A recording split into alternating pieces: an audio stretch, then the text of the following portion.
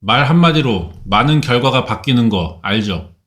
조선시대에 박상길이라는 백정이 있었어요. 여기 고기 사러 오는 양반 중에 형제야, 둘이. 한 명은 인자한 형, 한 명은 존나 오만불손한 동생, 양반 형제가 있었다고. 어느 날 이 오만불손 동생이 와가지고 박상길 아저씨한테 야, 상길이 놈아! 여기 고기 한 근 썰어봐라. 호통을 막 치는 거야. 이때 이 상길이 아저씨는 백정이니까 뭐 노비 이하의 신분이었잖아. 사람들이 막대해도 대꾸를 못해.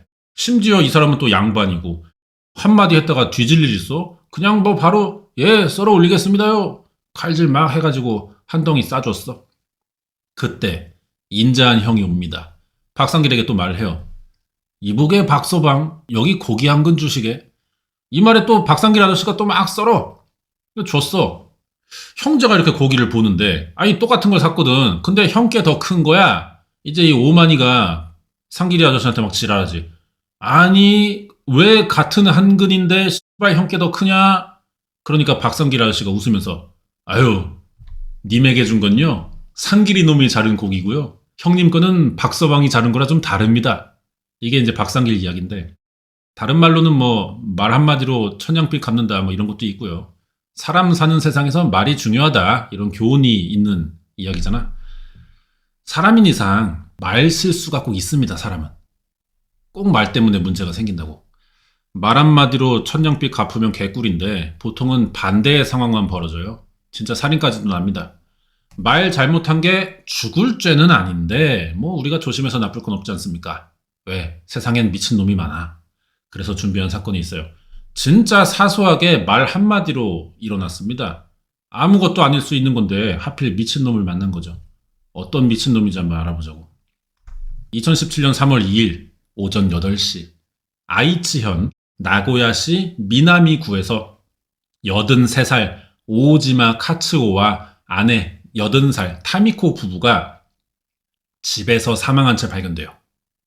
타미코와 아는 사람이 이날 만나기로 해가지고 집에 찾아와 봤더니 죽어 있는 거야. 부부가 둘만 사는 집이었고 1층 거실에 쓰러져 있었거든요. 경찰이 와서 현장 보니까 남편 카츠오는 얼굴이 위를 보고 누운 상태, 똑바로 누운 상태. 아내 타미코는 그 남편 위에 옆으로 누워 포개진 상태였습니다. 좀 희한하지 현장이.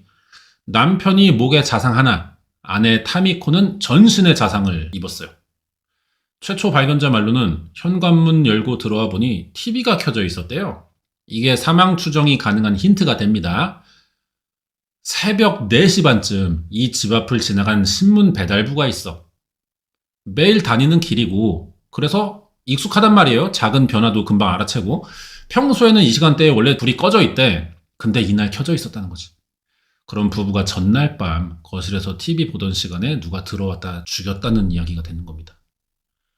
범위가 아직 넓지만 대강 저녁 6시 이후로 봐야 될 것 같아요. 일단 여기서 놔두고 그러면 왜 죽어야만 했던 거냐? 아내 타미코 몸에 자상이 많은 걸 봐서 누구의 원한을 산 게 아닌가 싶지만 아니 노인에게 원한이 있어봐야 뭐 얼마나 있겠어요 누가. 이렇게까지 할 정도겠냐고. 이것도 애매해. 이것도 빼놓고 일단 현장에 사라진 건 뭐가 있냐? 지갑입니다. 지갑 안에는 현금 1200엔밖에 없었대요. 우리 돈으로 고작 12,000원입니다. 이것 때문에 사건이 벌어질 리는 사실 없어 보이잖아요? 사건이 희한해가지고 해결될 것 같지 않았어. 특별수사본부를 설치합니다. 경찰은 사실 사건을 하나씩만 맡지 않아 동시에 여러 건 담당한단 말이에요. 그렇게 배정이 돼. 하나씩만 하면 당연히 좋지만 인력 문제가 있으니까 어쩔 수 없는 현실이지. 오늘 밤에도 사건은 터집니다. 그렇기 때문에 여러 개를 맡게 돼요. 그래서 특별수사본부라는 거는 그 관련 사건, 그 사건에 관련 분야, 경험이 있는 형사 몇 명을 추려요. 이 사건만 담당하게 하는 거지, 임시로.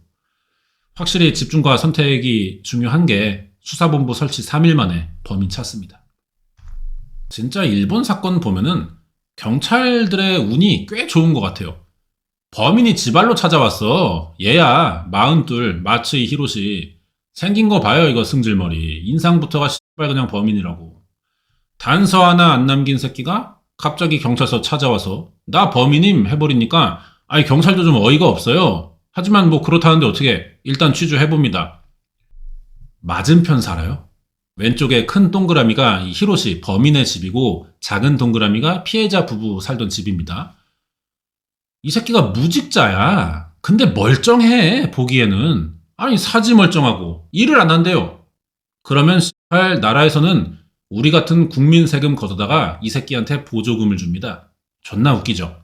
열심히 일하는 사람들에게는 뜯어내가지고 쳐노는 이런 개백수한테 갖다 준다고. 왜 내가 일을 하면서 살아야 될까요? 이해가 안 되지 않습니까? 개 열심히 일해서 150만 원 벌어. 근데 개백수는 100만 원 벌어 놀면서. 왜 일해야 되냔 말이야. 열받잖아. 아이씨, 짜증나네 진짜. 암튼 히로시가 사건 전날 아침 9시에 구청을 찾아갔대. 생활보호비로 8만 2천 엔 타갔어요. 얘가 이 돈으로 뭐 할까? 도박한다고. 이번 달에 받은 돈 중 6만 6천 엔은 또 저번 달에 진 빚을 갚는 데 써야 된대. 8만 엔 받아와서 6만 엔 넘게 도박으로 날리는 새끼가 이게 사람 새끼입니까? 왜 이런 새끼에게 나라에서 돈을 주냐고요. 씨발 진짜. 아우 정말. 근데 얘는 좀 도박으로 돈 날린 자기에게 너무 화가 났대요. 하루 종일 밖에 그래서 돌아다니다가 이날 저녁 7시 집에 들어왔어. 현관 앞에서 문 열고 들어가려는데 맞은편 2층 집에 사는 피해자 노인 부부끼리 내다보면서 이상한 말을 하더라고. 히로시가 얘가 이미 동네에서는 개백수로 소문이 나 있단 말이에요. 이거 보고 이제 아내 타미코 할머니가 아이고 일도 안 하는 게 아주 그냥 팔자가 늘어졌어. 자기 남편한테 이런 말 하는 거야. 솔직히 히로시 들으라고 한 말입니다. 여기에 삐졌어 이 새끼 히로시. 얘가 뭐 사실 원래는 일을 했어요. 근데 교통사고로 다리 다쳐가지고 일을 쉬니까 생활보조금을 받고 있었거든요. 자기가 놀고 싶어서 일을 안 하는 게 아닌데 뭐 상황이 이해는 됩니다. 그러면 치료 잘 해가지고 다시 일하러 나가면 되잖아. 왜 도박을 해? 그럼 또 왜? 결국 지 잘못인데 어른이 한 소리 했다고 꿍한 거지. 히로시는 집에 들어가서 1시간을 혼자 부들부들 나한테 나 다리 아파서 일 못해서 보조금을 받는데 저 노인네들 나한테 욕을 해? 1시간을 이 지랄 하다가 결국 칼 빼들고 이 집에 찾아간 거예요. 그래서 일어난 사건이야 이게. 어이가 없잖아 너무. 이게 남편인 오오지마 카츠오는 자상이 하나인데 아내 타미코 몸에만 자상이 많았던 이유죠. 할머니가 한 말에 열받아서. 그거 한 소리 들었다고 이렇게 순간 원한을 품은 겁니다. 자기 사정 몰라주면은 뭐 좀 열받을 수는 있죠. 아니 그렇다고 뭐 말을 왜 그렇게 하세요? 뭐 이렇게 따져볼 생각도 안 하고 혼자 부들거리다가 칼을 빼? 이해가 갑니까 이게? 다리 다친 거 알겠는데 그렇다고 이딴 짓까지 해버리면은 그때부터 다 지 잘못이 되는 거라고. 사건 끝났어요. 부부 죽이고 집안을 뒤집니다. 그리고 가방에서 지갑을 하나 찾아갖고 들고 나왔는데 여기에 1200엔 들어있던 거지. 사건이 좀 이상해. 사람 죽이는 동기가 너무 약하잖아요. 그거 지나가는 한 소리 들었다고 어떻게 살인을 해요. 2명이나 죽여가면서 얻은 이익도 뭐 거의 없다시피 하잖아. 오래전부터 이 부부와 갈등이 있거나 아니면 다른 범행 이유가 또 있어야만 이게 납득이 될 것 같은데 진짜 이게 전부입니다. 그것도 돈이라고 1200엔 세벼 나와가지고 술집을 또 갔어요. 술집에도 빚이 있더라고. 한잔하고 남은 돈 갚고 뭐 그렇게 했대. 그리고 나서 며칠 있다가 얘가 죄책감에 자수를 한 겁니다. 이게 뭐야? 도망도 안 가, 남은 것도 없어, 이익도 없어. 어떻게 이런 판단을 해? 여기까지 이제 히로시가 진술한 건데 그 와중에 경찰에게 굉장히 강조한 부분이 하나 있습니다. 자기가 살인한 거 다 인정한대. 근데 강도가 목적은 아니었다는 거지. 의도를 모르겠는 게 보통은 형을 덜 받으려고 혐의를 감추거나 거짓말하잖아요. 자기가 안 했다는 게 보통이란 말이야. 이 새끼가 살인은 자백해요. 원래는 강도가 목적이었고 살인은 우발적이다. 뭐 들켜서 몸싸움하다 그랬다. 이런 말이 더 상식적이잖아. 반대로 말하고 있어. 자기가 한 일만 인정하겠다. 뭐 이런 거면 이해는 되지만 얘는 굳이 강조를 합니다. 강도만은 절대 아니래. 의심하지 말아달래. 근데 시작은 아니었다 쳐. 그렇다 쳐. 하지만 결국 강도까지 저질렀잖아. 굳이 이럴 필요가 있냐고요. 더 큰 죄는 인정하면서 작은 죄는 아니라고 빡빡 우기는 게 의도가 좀 궁금하잖아. 하지만 뭐 이런 거 재판에서 가려내면 되겠죠. 살인은 쉽게 인정되는 분위기였고요. 쟁점은 강도도 범행 목적에 포함이 되느냐 이거였어요. 애매해. 훔친 건 사실인데 액수가 1200엔밖에 안 되다 보니까 진짜 강도도 목적이 있었는지 자꾸만 우리가 다시 따져보게 되는 거죠.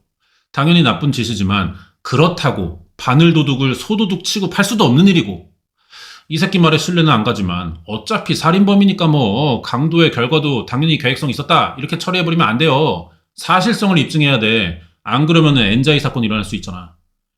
법이 강력해지는 걸 누구나 원하지만 그게 또 강력해지면 그거대로 문제가 됩니다. 정도를 넘어서면은 무죄 추정의 원칙에 의한 공정한 재판이 어려워질 수 있어요. 그냥 검사가 찍으면 범이 되니까. 특히 방금 말한 엔자이처럼 한 번 누명 쓰면 또 밝혀내는 게 너무 어려워지는 나라기도 하고 일본은. 그래가지고 죄질이나 동기에 따라 무게를 나눠서 다르게 형량을 부여하는 겁니다.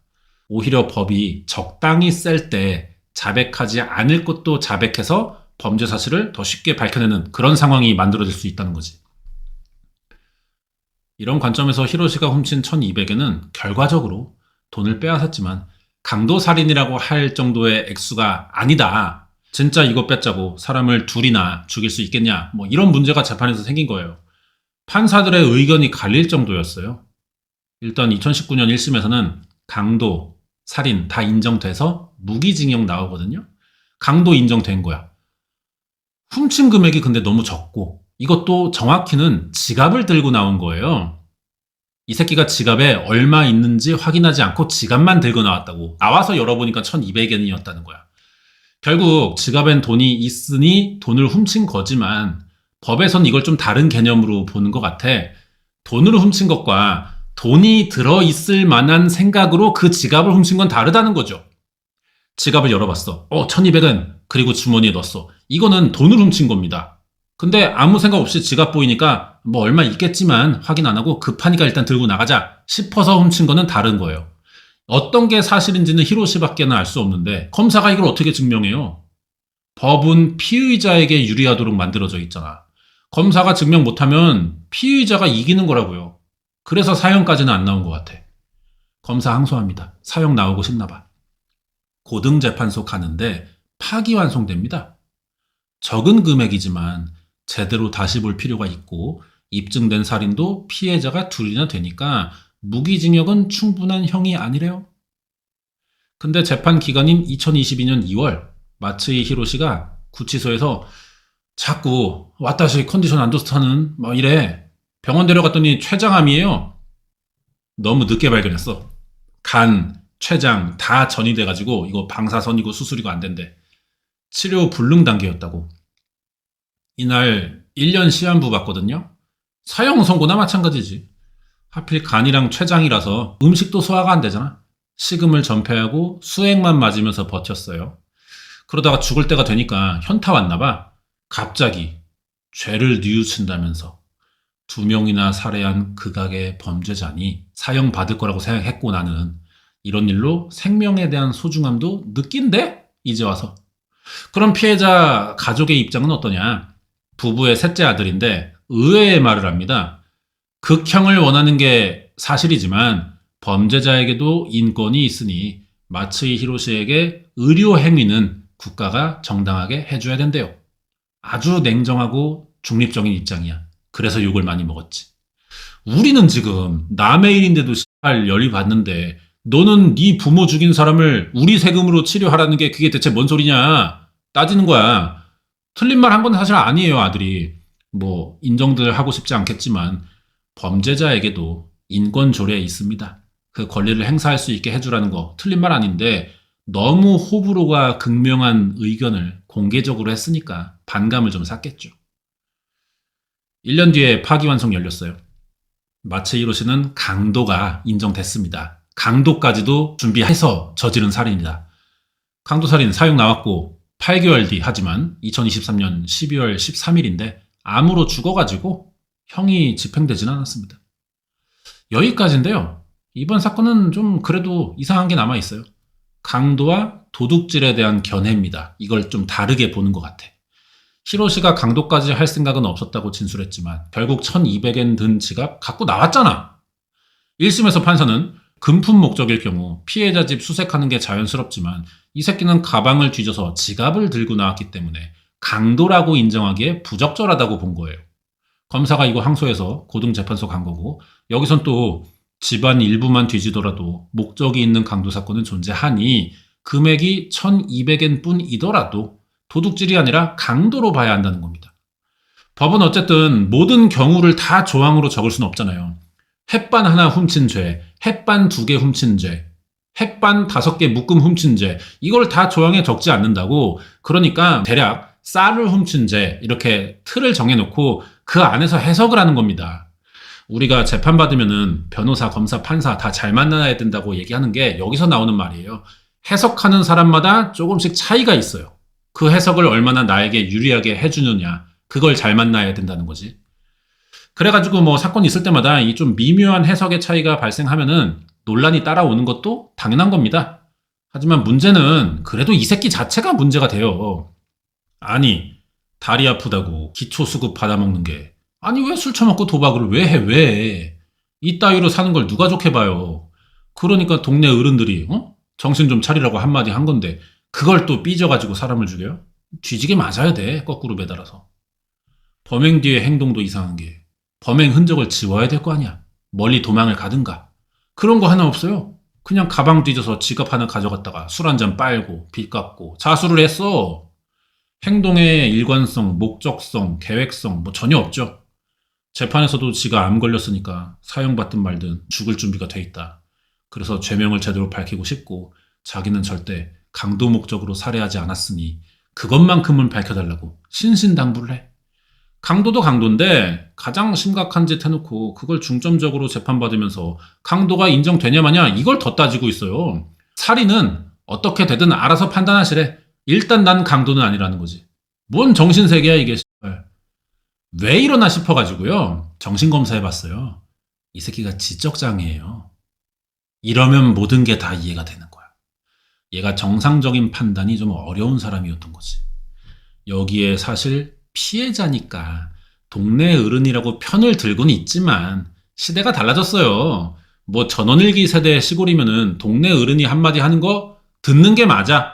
근데 2017년이고 도시잖아. 두매 산골도 아니고 어른이라고 어린 사람 함부로 막 혼낼 수 있는 시대는 이미 지나갔다고. 마츠이 히로시도 남이니까 모르는 사람이 뭐라 하는 거 열받는 거 이해됩니다. 하지만 씨발라마 마츠이야, 히로시야, 그렇다고 살인까지 하는 건 뭐야, 미친놈이지 뭐. 시대가 달라졌기 때문에 세대 차이도 이 사건에는 끼어 있는 거라고 생각해요. 주제가 이런 다양한 관점이 좀 있는 사건이었습니다. 여기까지고 다음 주에 새 사건 준비해서 올게요.